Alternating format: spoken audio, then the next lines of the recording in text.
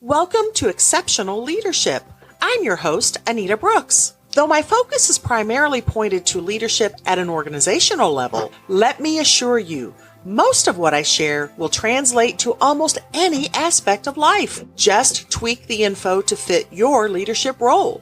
Because whether you approach my content as a corporate leader, middle manager, small business owner, entrepreneur, or as a family member or friend, you are influencing someone. The question is, are you influencing well, exceptionally well? So let's take courage, exercise wisdom, and humbly invest in the people we are called to influence. Join me on a quest, not for perfection, but absolutely for exceptional leadership. Welcome back. Well, today my guest is someone who works with leaders on a regular basis, and I cannot wait to delve into some of her insights because we're going to talk about a subject that is very near and dear to my heart. When she reached out to me, one of the things that she said was, no one sets out to be a bad boss, but very few are actually taught how to be good ones. And so I cannot wait to talk with Mary Hampton about this subject. Welcome to Exceptional Leadership, Mary. Thanks, Anita. It's great to be with you. Awesome. Well, let's just dig right into this subject. So I know that you said you've been developing some training that you're doing, or tell us about what kind of your interest is and what you're doing with that. Well, I've been an HR consultant for a number of years now. And so my interest in this and commitment to developing leaders sort of from the ground up is twofold. One, with my HR background, I've seen a lot of bad bosses and the negative consequences that they can cause. But also going back a number of years in my own first supervisory position, I recognized when I got my promotion that I did not know how to be a boss. So I started looking for resources on, what do I do? And it took some time, and the resources were not as readily available as I thought. And at the time I was working for a large organization, but they offered no training, no insight at all into here's what we expect from our folks who manage other people. And it was ironic that the best resources I found were the HR resources, some of the online communities and things where I could ask questions and even just read other people's dilemmas and learn from them. So then as I've progressed in my work as an HR consultant, a lot of that has come back. And I've just started to see how just what you said in the introduction, that no one intends to be a bad boss. There's no one who gets that first promotion and goes, good, now I can put the screws to the folks that are under me. Like me, probably, they weren't given the resources to move from being, whether it's a sole contributor or a part of a team, to being the person who's responsible for drawing the best out of a team. And so that's where I've really started to work with more bosses in a coaching manner to kind of work. I have a curriculum that we go through on just truly the nuts and bolts of being a boss, but then we can also address individual challenges as they arise as well. I so agree with you. In my business coaching practice, I know I'm often brought in to do leadership training because so many times someone is hired or promoted into a management position, but there's not, like you said, that ready resource available to teach them how to do it well. And they may know how to follow the processes to get the work itself done, but the most important role they have is working with people. And it's the people skills that I bring to the table in my training. And it's the very reason I'm working on a digital course right now. It's called Fast Track Leadership Impact. And it's really about teaching leaders how to work with people effectively, because so often they don't have that. I'd love to hear how you do that. So you say you're an HR consultant. Tell me what that is. What does that look like for you, Mary? For me, most of the time, I get brought in one of two ways. An organization needs an updated handbook. And I'm in Montana, and we are the only not at will employment state in the country. So having consistent employee guidelines and expectations and then following through with those is a legal thing here. Once someone has passed their probation period, it becomes much more complicated to let them go if they're not working out, unlike in all the other states where you can just go, this isn't working out. Thanks. See ya.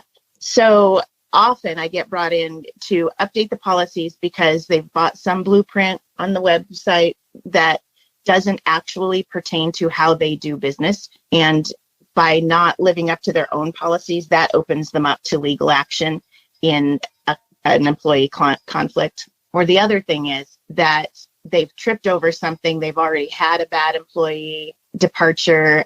I've been brought in when there's been a lawsuit that, a wrongful termination suit or something of that sort, and they want me to help them avoid that in the future. Mm-hmm. But what has happened is I've taken on some longer term commitments where I've worked, say, revising all of the employee job description. And in the process, I get to talk with a number of people representing all the different positions. And a lot of times then some of the cultural and systemic issues will rise to the surface. And that's when I get the chance to have better input into, let's fix some of these systemic problems because this is why you have such big turnover or that sort of thing.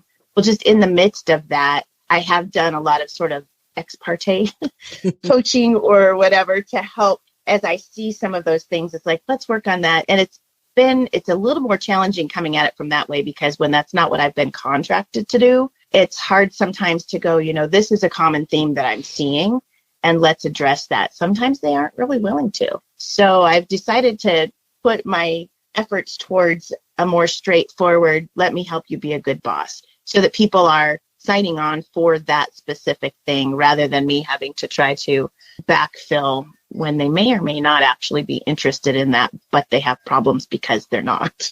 Right. Well, what you're doing is something in my business coaching practice I call working from a preventables mode. So instead of waiting to try to clean up a mess, let's prevent the mess to begin with. Exactly. And so many in leadership, one, they don't even understand going into that role that there may be legal issues involved. Right. And many times when these legal issues do arise, not only does the organization potentially have a price to pay, but so does that individual leader. So it's beneficial for them to get good, sound leadership training and to prevent that from happening in the first place. Absolutely. So, and as I'm thinking about this, I'm thinking about a couple of clients I've had where I've had to help them with some labor issues, where labor laws were involved. And you brought up another key issue, and that is the importance of having black and white documented handbooks. And I am frankly surprised and sometimes a little appalled at how many companies that I go into, and they don't have that. Even some larger businesses that don't have good documentation, and they're not getting their employees to sign off that they've read that documentation, which is another layer of protection. But by not having that potentially sets them up for some legal issues, doesn't it? It absolutely does. And almost more so is it starts all of the employees off on an unsteady footing, because when someone comes into a company, they want to know what's expected and what they can expect in return. And I know companies often, especially ones that started as genuinely a startup, a rapidly growing tech companies are particularly guilty of this. They want to stay nimble. They want to stay flexible. And so there's this unspoken, well, if we don't put it in writing, then we can switch it next week. Yes. But that keeps everybody off balance, and it doesn't help the employees come in because they have all the same questions. They always want to know, how much time off do I get, and when do I get to start taking it? What happens if I have a sick kid, or I need to be out for a medical procedure? Just some of those basics, but you don't want to ask your first week at work, so when do I get vacation? But they want to know. And there are some really basic things that you put in a handbook that answer people's questions, even about payroll processes or whatever. How often do I get paid? When do I need to submit my paperwork? Because again, just like managers don't get trained, a lot of times new employees don't get all of that information right up front either. And an employee handbook is a really straightforward way of saying, here's how we work around here. And the other piece of that is once it is clarified, then the employees know what they can expect. managers know the standard that they're supposed to be operating to. One of the downsides, though, is how often managers don't acquaint themselves with those policies so that they can apply them consistently. One of the things that I do as an HR consultant is I will do outsourced exit interviews for organizations so that it's not their own HR person or someone's boss doing it, but it's a neutral party. And that's one of the things that I hear very often. I did one just a few weeks ago where the person said one of their frustrations that prompted them to look for another position was they were following the rules that were written,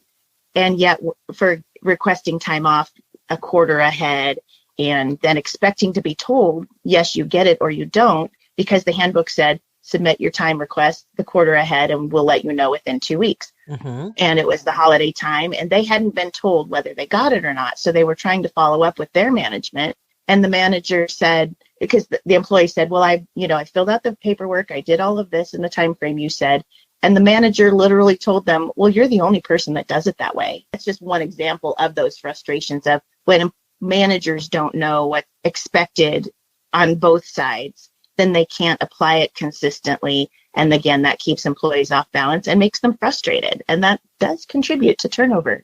Well, it does. And what I was thinking about was, so at the very get-go, when you were talking about this, was first off, you set the employees off on a poor footing because here they are in the training process and you're trying to train them on how to do the job efficiently and effectively. But if you've not answered those very basic questions, which could be answered with a written documented handbook, their brain is not fully engaged with what you're trying to train them on because it's distracted by all of these questions, these peripheral, well, do I get a break? When is lunch? What about vacations and things like that? If those basic questions have not been answered, they're rolling around in their brains, and that is blocking their ability to absorb some very important information you want them to have to teach them how to do the job well. So that can get in your way.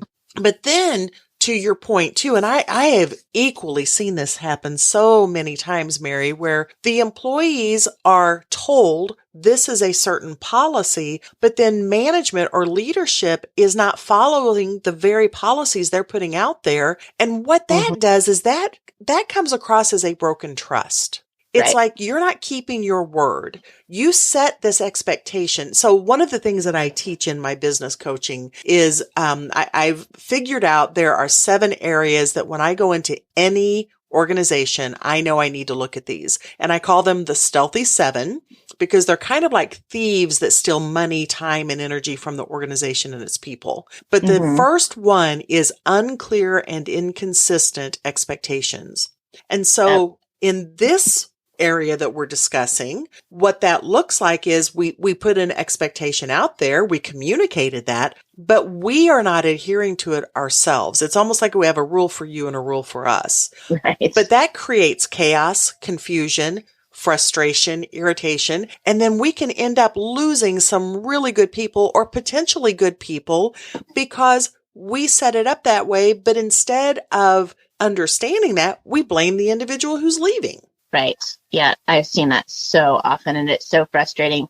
One of the things that I've developed is a performance improvement process that actually works. Often when someone embarks on one, it's really just a way to document why you're letting them go. But my approach is you hired the person for a reason, and especially in today's economy, turnover costs so much more than rehabilitating someone and managing to keep them on. So I always approach them from can this relationship be saved? And that is one of the components is they blame the employee for things that are the employee's reaction to a situation that they've set up. And it's hard I've sat through some of those where I'll sit with both the employee and the manager in trying to rectify the situation. And it's interesting to hear both perspectives and know how they're not hearing each other. But I can see that broken dynamic of the broken trust, the unclear or inconsistently applied expectations. And you're right that very often it starts on the manager organizational side, and yet people will wash their hands of a particular employee, But it's like, well, you kind of set up this dynamic and it was a no-win situation for the employee. And it doesn't have to be that way. No, it does not. And it's a shame because, as you said, it's so expensive then to start all over. Yes, we may get a clean slate, but that slate has to have things filled in. And that becomes very expensive, and not just in finances, but also in your time and energy, and for many people across the organization. Right. It's a morale killer. Mm-hmm. And honestly, these days, Bozeman is not unique in the lack of employees for the number of positions available. And so you let someone go that you might have been able to save, you can't even guarantee that you'll get to fill that position, that someone will come along and be the right person to take that job. So you don't, obviously no one should put up with someone who's truly toxic or an underperformer or an unable performer. But if you can fix some of these other dynamics that really come from that poor management factor, it improves the bottom line, it improves morale, and it honestly helps people stay longer. That's in my very first HR director job. I was working for a tech startup at the time when especially software engineers were job hopping because about every 6 months, because with every new job, it was about a $10,000 salary increase. And so that was just the way, it was this pool of rotating people. And I came on sixth person to staff up to a functional level. And one of the things I was most proud of when I left that was how long our employees stayed, including our software developers, because we had created a culture that made it worth staying. And a lot of that had to do with the CEO. He was my personal best boss that I've ever had. And he created a culture that made people want to stay, even though switching jobs could have been a 10% or more increase. And they could have done that 2 or 3 times over the 3 to 5 years that they stayed with our company. And I believe that's possible in just about any organization, that whether, someone down the street has a more attractive package, the saying, the devil you know is worth more than the devil you don't. That works on both sides. Yes. For the employer, it's easier. You hired the person for a reason. So let's fix the broken dynamics, because you don't know what you're going to get in place. And the same is true of the person leaving a job. There was a study out just this week how people who have been switching jobs because, well, I can make more money over there, they're going, shoot, this job isn't any better than my old one. Maybe it's worse in some ways. That, I wish that I had worked it out and that we'd come to some kind of agreement where I was, because job hopping isn't necessarily, or employee shopping isn't necessarily the fix when things aren't working in an optimal way.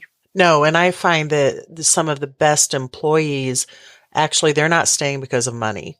They're staying because of culture, because of environment, and because there is a boss, a leader who is pouring into them. So I think that's crucial. Well, Mary, I want to talk about something else. So I mentioned the Stealthy 7. And so in my digital course that I'm getting ready to release, I go over each of those 7 areas, but there's one in particular that it's number 6 out of the 7 that I find is almost completely ignored, because so many leaders they feel unsure about how to do it. And they practice this only when it's reached a boiling point. And that's accountability. And I believe accountability can start at an encouragement stage, and should start at an encouragement stage, instead of letting things reach a pinnacle to where we almost all feel like we're just done. We just can't even go on. So tell our listeners about your take on accountability, and maybe a system or a process for that. Well, it's interesting that you say that, because that is definitely one of the things that I've seen, is that very often a manager will finally start to express their desire for greater accountability when they haven't done it, and the person's kind of been left hanging. And the interesting thing is, it's always a two-way street. And one of my things in my manager coaching is I want them to understand that their employees' success is their own success. Mm-hmm. And that it's to their advantage to work to see that employee successful. I'm not sure where the dynamic comes from, that as soon as someone gets hired, there tends to be an us versus them mentality between employers and employees. And one of the places when I'm dealing with some of those broken dynamics is to remind both parties that everybody's on the same team. We're all working towards the success of the organization. Just like no boss sets out to be a bad boss, employees don't set out to be poor employees, poor performers, to fail in their position, but they do need their managers' support and participation in their success. Absolutely. And so what do you think, what are some conversation starters, if you will, that leaders might use to be able to help employees feel a little more supported or encouraged to do a great job? Well, what's interesting is in working through one of those performance improvement processes, the employee in the thing said, you know what I want? I just want my manager to ask, how is it going? And what do you need? And I think if every manager approached any employee conversation with that, and it wasn't necessarily, how is it going? What did you do this weekend? But literally in the things I expect you to get done, how is it going? And then the second part is, what do you need? Are you lacking a tool? Do you need more training? Do you need to brainstorm solutions with me? Do you just need clarification on a piece of it? But I think there is this mindset that a lot of managers have of, well, we gave you the job. You said you know how to do it, sink or swim. And they're not there as a resource. And I think that would be the biggest mind shift that I would love to see managers have, is to recognize that they are their employees' first and best resource for success. So don't leave them hanging. Don't leave them out to dry. And then ask that. There's so much that goes unexpressed on both sides. And it's sort of the unclear expectations are the really failure point for the employee, but it's up to the manager to set those expectations, make them clear. And if someone's not living up to your expectations, I think if you ask those two questions, how is it going and what do you need? It allows the employee to then fill in the blanks of where they're missing it. What is not clear for them? What don't they have? What do they need from their manager to be successful? Exactly. Years ago, I was in a leadership position, and it was so fascinating. And I've now teach this to other leaders, but I set out just to ask two simple questions of employees. And at the time, we had almost 100 employees, so it took a fair amount of my time, but it was so worthwhile. But I asked two simple questions. The first question was, what drives you crazy about your job? And I learned so much from asking that question. But then I also asked, conversely, what is it that you absolutely love about your job? Here was the interesting outcome of that. Not only did I identify a lot of problems, a lot of invisible drains that we had that I was not aware of, but we also came up with many solutions together, and we got greater engagement from the employees. But there was one in particular, and I've told this story before, but I had one female employee who came up to me many days later and just discreetly put a piece of folded paper in my hands. Well, when I opened my hands and looked at it, and then she just walked away. Like you could tell she just had her eyes down. She was embarrassed and she walked away. But when I unfolded it, it was a 2-page letter. And she had drawn hearts and flowers and all kinds of things on this. And what she said in the body of it was, thank you so much for caring about me as a person. Thank you for listening to me. Thank you that it matters to you what I think and what I feel. And it reminded me of a statistic, and I wish I could remember the source of this. But years ago, I read a statistic that said one of the top 3 reasons that employees stay with an employer is because someone in leadership cares about them on a personal level. Now, here's the funny thing. I really didn't ask any personal questions of this employee. I simply asked them about their experience in the workplace, both the negative and the positive. But because I took the time to stop, look her in the eye, ask her thoughts, it felt personal. And this happened years ago. And I am telling you, that woman today, I think she'd lay her life down for me. Mm-hmm. And I did an experiment with a group that I work with. So I facilitate a group of very highly successful people from all different parts of the country. And I call us the power circle because of their powerful personalities. But so I was sharing that, and I challenged them to go ask those 2 questions of their people. So flash forward several months, and we're in a meeting.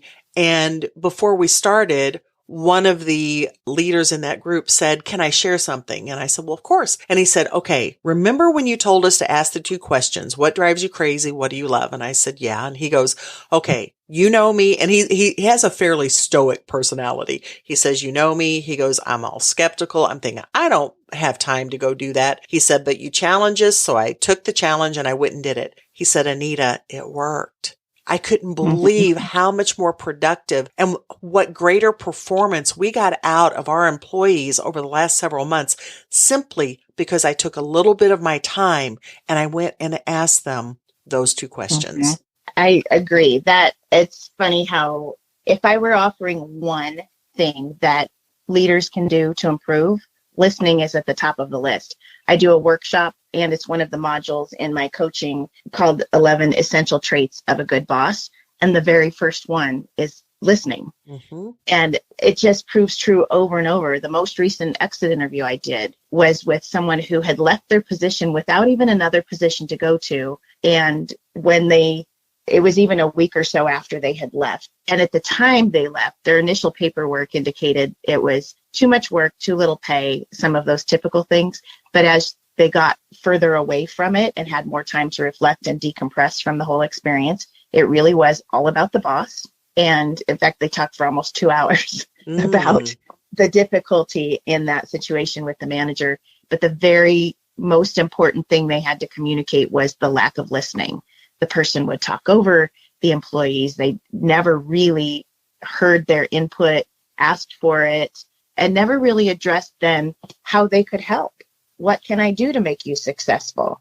What are your challenges here? Because that's where the manager's job comes in with employees, is to remove those obstacles to their success, because each individual's success becomes their department's success, becomes their company's success. So it really is on the boss, but it's funny. It really is about that one thing. I'm in the process of wrapping up a big culture assessment for an organization. And we did an online survey, but in many of the categories, they had the chance to make comments. And many times throughout reading those comments, they said, "Thank you for asking. Thank you for seeking this information, because I haven't felt like I've had the chance to give my input. And that means something to me." Like I said, if I could offer just one tidbit of advice to someone who has a genuine interest in being a better boss, that would be a really fundamental place to start, is improving their listening skills, but being intentional about seeking input from their employees. Well, I think it's innately wired into human nature. And whether you're leading someone at a corporate level or whether you're leading your children in your own home, over and over again, human beings want to feel heard. And they want to know you're listening to hear. You're not listening to respond. You're not listening to fight to be right. You're listening to hear them so that they feel like they have a voice. And it's amazing to me how often there can be a conflict, but then when someone feels as if they are heard, it diffuses their emotions. It brings things down. And then you can actually reason with them at that level. Right. Well, I think that's a key piece of getting them on the same side of the table again, too, in that, that I talked about that tension and that conflict between the us versus them. When an employee feels really listened to, it automatically brings them to your side of the table, but it also does that for the manager. You become more empathetic. You become more of an ally and a teammate rather than a taskmaster. I agree. Well, when I'm teaching accountability, and this is, again, something I'm building into my course, I talk about even some basic scripting that you can use to help you to do a better job at exercising that accountability at the positive level before things escalate. And one of those is simply to say, look, I'm here. I'm on your side. I'm here to support you. Talk to me. Tell me how I can do a better job at that. And it's amazing where sometimes we may be blaming that employee for an issue, but we find maybe they don't have all of the materials or supplies or equipment they need to do the job well. There are so many things that we human beings don't communicate to each other that really we should, but maybe Right. when you are that employee, maybe you're intimidated. Maybe you're afraid of being able to vocalize that. But if you're given a safe place to land, I call that, and it feels like it's okay, then oftentimes as a leader, you may be surprised at what you discover. That's a very simple fix to resolve Right. that problem and move on. The critical thing in what you just said, I think, is that last piece of that question sequence, which is, and what can I do? Or what do you need from me? But then applying it. That person that I just referenced who was leaving primarily because of the boss would say those things. I think they'd probably been through some kind of leadership training, but didn't know how to internalize it and really apply it effectively, because the employee said that the boss would say, I'm here to support you. Let me know what you need. But the actions didn't back it up. And that was where broken trust came in. Okay, you've asked me, I've told you, and you blow me off. So now I can't trust you. So I'm not even going to bother to tell you. And then it just becomes that cycle of broken and ineffective work dynamics. Exactly. And that is such a powerful point you made. Because here's the thing, in leadership, if we are not genuine, sincere, authentic in what we're saying to people, then they will feel as if trust has been broken. They'll start believing that they can't believe us. And it's up to us to make sure that we execute on what we say. It's appalling how many times someone in leadership will make a statement to an employee and not even be paying half attention to what just came out of their own mouth. And so they never follow through on it. They don't execute. And when you don't execute, when you are not a promise keeper, you become seen as a promise breaker, and people will absolutely go out the door in droves under that kind of a leadership. Again, everybody wants to be successful in their job, but when that trust is broken and they see that you're not a resource, there's a level of hopelessness that sets in. And that's when people start checking Indeed and LinkedIn jobs. And because if they don't have hope that they can be successful or work in a pleasant environment or be on the same team, that's like, well, I guess I have to go find a new team, right? That is so true. And you just said that's when they go into LinkedIn or Indeed. It can take one mistake from a leader. And I know this is a lot of pressure to put on leaders, but let's face it. I mean, you do have that responsibility, but all it takes is one big misstep, or well, sometimes even not even a big one, but one misstep with an employee, and you let that employee feel despair. Let them feel as if nothing is going to improve, or I can never please them. I can never do anything good enough for them. They are in a matter of minutes going to be on one of those other sites looking for someone else who in their mind will appreciate me more. And if employees don't feel appreciated, they're not going to stay. And if they don't feel appreciated, another thing happens that is so insidious, and that's justification. It is amazing what human beings can justify if they feel frustrated or irritated or as if someone has betrayed them. And often leaders don't realize how many times they do that in a day. And again, especially if they don't keep their word, if their words and actions don't match up. Exactly. That's number 8 on my 11 traits, is that boss can be trusted. And they really are such basic things. And you're right. I often draw parallels from my home life, that there's a lot about being a boss that's similar to being a parent, a lot. So if someone is a parent and you think of what do your kids need from you, they're different from each other. You can't treat them all the same because they aren't the same. The expectations they have and that you conversely have from them, there's just a lot the same. One of the most complained about traits from bosses is micromanaging. And I've found there are some consistent reasons why bosses are micromanagers. And very often it comes from people who, well, you get a promotion because you were good at doing something. So now you get to oversee the other people who do the thing. But like with all these things we're talking about, no one trained you how to be the boss of the people, but you're still good at doing the thing. So you feel like your way is the only way. Mm-hmm. So they end up trying to impose their way of doing the thing on the people they're supposed to be leading. And that's where one of my family connections comes from, is my husband and I, we do the dishes differently. He leaves the water running to rinse. I grew up in a family where you fill one bin with soapy water, one bin with clear water, you rinse, you put it away. And it drives me nuts the way he does it. So I've learned to just stay out of the kitchen, because the end result is the same. Ultimately, the dishes get done. Right. Does the way he does it bother me? Yes. So I just don't watch. Right. And as long as the dishes are clean and put away, then it really doesn't matter how we got there. And I think more, especially people with the tendency to micromanage, need to approach it from that standpoint of, what's the outcome I'm looking for?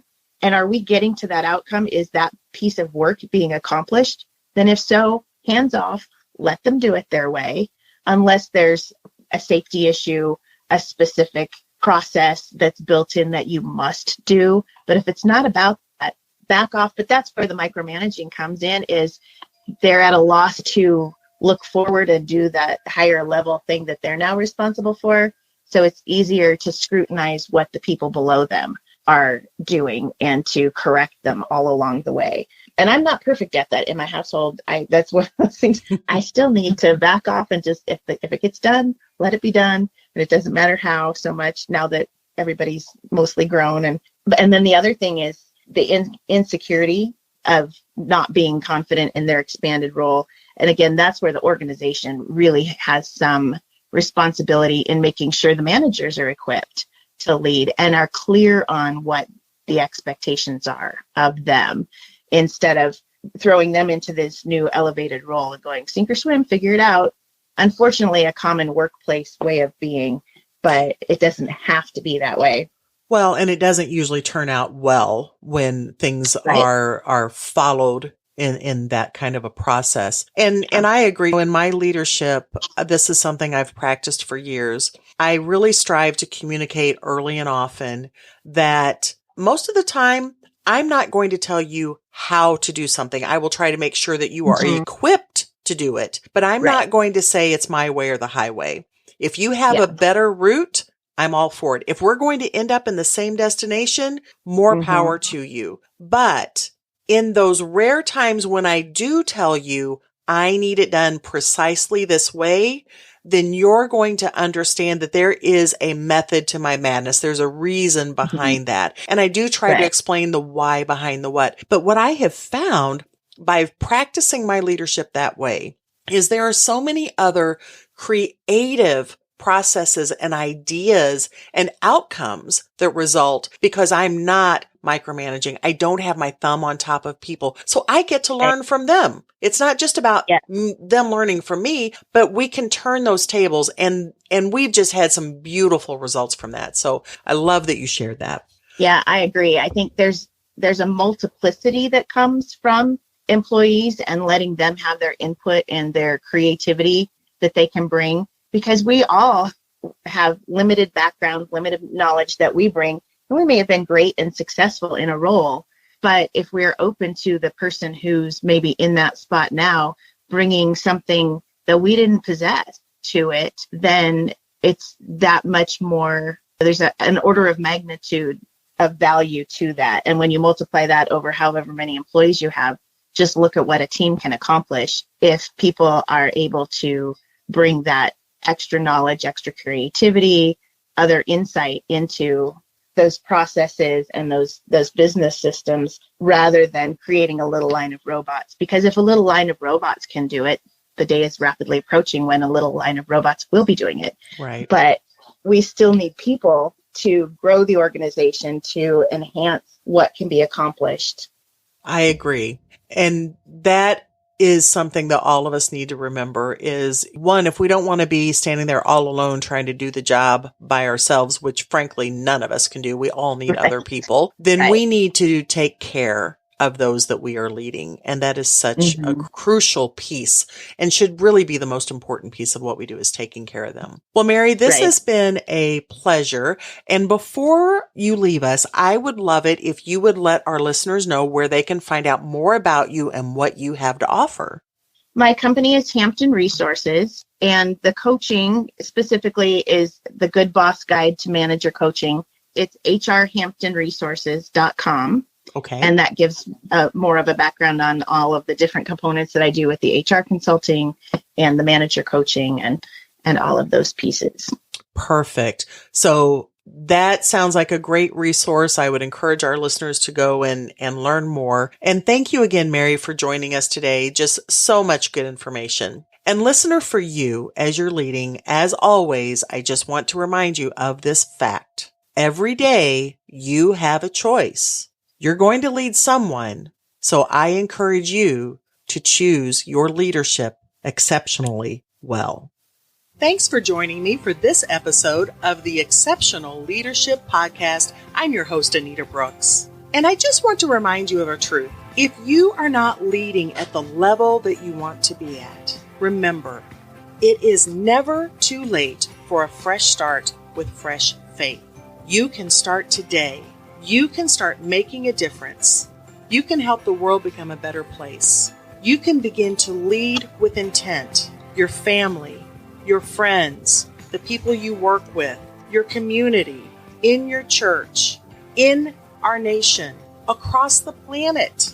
Whatever opportunities come your way, remember that did not happen by accident. And by stepping up and leading exceptionally well, you will help fulfill the purpose you were created for.